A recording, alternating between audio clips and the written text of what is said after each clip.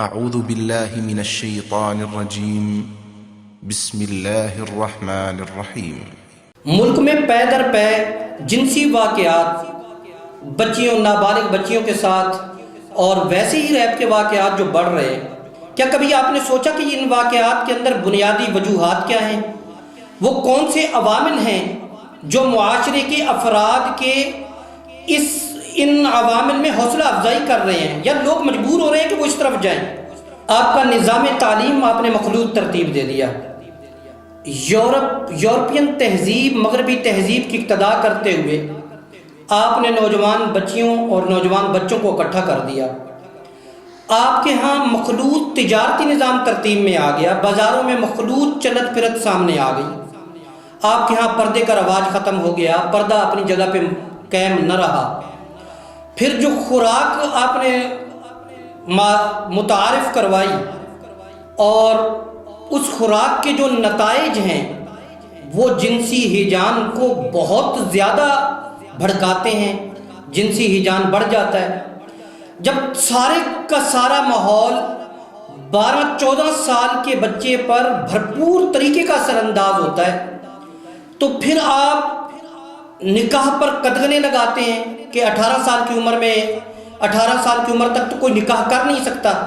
ایک بچے میں ایک بچی میں جنسی ہیجان پیدا ہوا، اب اس کو آپ کوئی حل دیتے، کوئی جائز راستہ فراہم کرتے، اب آپ نے دیواریں کھڑی کرنی شروع کر دی۔ جب اسے جائز راستہ نہیں ملتا، ایک بھوکے کو آپ کچھ نہیں دیں گے تو بھوکا کر کیا کرے گا؟ کسی کے گلے ہی پڑے گا نا۔ اور اس کی جنسی ہیجان جو ہے، جنسی خواہشات جو ہیں، جو جنسی ہارمونز ہیں اس میں، اب وہ جو معاملات پیدا ہو رہے ہیں آپ اسے حل دے ہی نہیں رہے۔ وہ بیچارہ کسی مولوی کے پاس جاتا ہے کہ جناب عالی میری تو حالت ہی پتلی ہے، مولانا صاحب پیر صاحب اسے کہتے ہیں تسبیح کرو۔ بھئی ایک بھوکے کو تم بتاؤ گے کہ بیٹھ کے تسبیحات کرتے رہو تو کیا اس کی بھوک مٹ جائے گی؟ شریعت نے اس جنسی خواہش کے متبادل میں آپ کو تسبیح پکڑانے کا نہیں کہا ہے، نکاح کا جائز راستہ رکھا ہے۔ بچوں کو نکاح کا جائز راستہ فراہم کرو، رسول اللہ نے فرمایا نکاح کو عام کر دو۔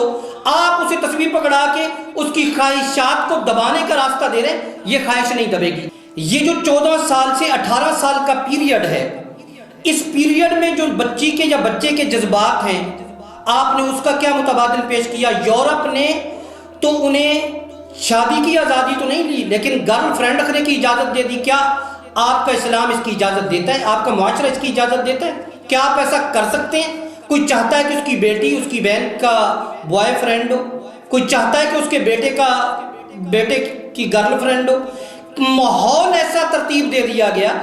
اب جب اس ماحول میں آپ ایک شخص کو بھوکا رکھتے ہیں انتہا ہو جاتی ہے بھوکا رہنے کی، تب آپ اس کے سامنے لذیذ مزیدار اور خوشبو سے معطر کھانے لگا کر رکھ دیتے ہیں، پھر اسے باندھتے ہیں کہ اب نہ کھاؤ۔ اب اس کھانے میں اور اس کے درمیان جو گیپ ہوگا، اس کی جو خواہشات کے اندر شدت پیدا ہوگی تو کوئی سوچ سکتا ہے کہ اس کے جذبات کیسے ہوں گے؟ شریعت ہمیشہ ان جذبات کا لحاظ رکھتی ہے، جو ترتیب دیتی ہے تو انہی جذبات کے تحت ترتیب دیتی ہے۔ نکاح کو آپ اتنی دور لے گئے کہ جب تک بچہ کمانے والا نہیں ہوگا، جب تک اس کی اپنے پاؤں پہ کھڑا نہیں ہوگا، اب اس پاؤں پہ کھڑے ہونے کے نام پر بچی کی 30 سال عمر، بچے کی 35 سال عمر، اس عمر میں شادی کر رہے ہیں۔ اب یہ 14 سال سے لے کر 32 35 30 سال تک کا جو پیریڈ ہے یہ بچہ کیسے گزارے گا؟ اس نوجوان کی زندگی میں کیا تبدیلیاں آئے گی؟ کیا آپ اسے خود درندہ نہیں بنا رہے؟ شریعت نے نکاح کو، رسول اللہ صلی اللہ علیہ وسلم نے فرمایا نکاح کو عام کرو۔ آپ نے مخلوط نظام تعلیم ترتیب دیا، لڑکیاں اکٹھے ہیں لڑکے اکٹھے ہیں۔ اب یا تو بچیوں کو اپنے گھر کی چار دیواری میں پابند رکھتے، بچوں کو الگ بچیوں کو الگ تعلیم دلاتے، مخلوط نظام تعلیم ہے۔ جب وہاں ان کی آپس میں تعلقات استوار ہو جاتے ہیں، اب باپ کہتے نہیں میں نے تو یہاں رشتہ کرنا نہیں ہے، لڑکی والے کہتے ہیں ہم نے یہاں رشتہ کرنا نہیں ہے، اب وہ ناجائز تعلقات ترتیب پاتے ہیں۔ اس کا مجرم کون ہے؟ وہ والد جو بیٹے کی اس خواہش کا خیال نہیں رکھ رہا، وہ والد جو اپنی بیٹی کے اس خواہش کا خیال نہیں رکھ رہا۔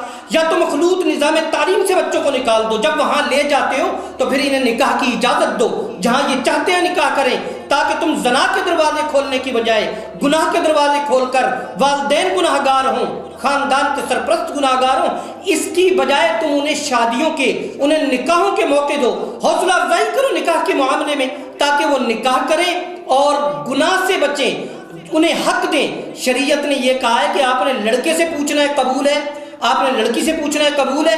جب یہ حق ان کا ہے تو یہ حق انہیں ہی دے دو، وہ خود اپنا فیصلہ کریں کہ انہوں نے کہاں پہ شادی کرنی ہے، جہاں وہ پسند کر چکے ہیں۔ رسول اللہ صلی اللہ علیہ وسلم نے فرمایا کہ دو محبت کرنے والوں کے درمیان بہترین چیز نکاح ہے۔ یعنی شریعت حوصلہ افزائی کر رہی ہے کہ جب دو لوگ اپنے آپ کو پسند کر رہے ہیں، ایک دوسرے کو پسند کر رہے ہیں، اجازت تو نہیں چاہیے، خوراک پہ توجہ دو، ماحول پہ توجہ دو۔ اگر نہیں دے سکتے ہو تو پھر ان کی جنسی بھوک کا استحصال نہ کرو، بلکہ انہیں درست راستے دو، یہ حل ہے۔ ورنہ یہاں جنسی درندے پیدا ہوتے رہیں گے جس کا آپ کچھ بھی توڑ نہیں کر سکو گے۔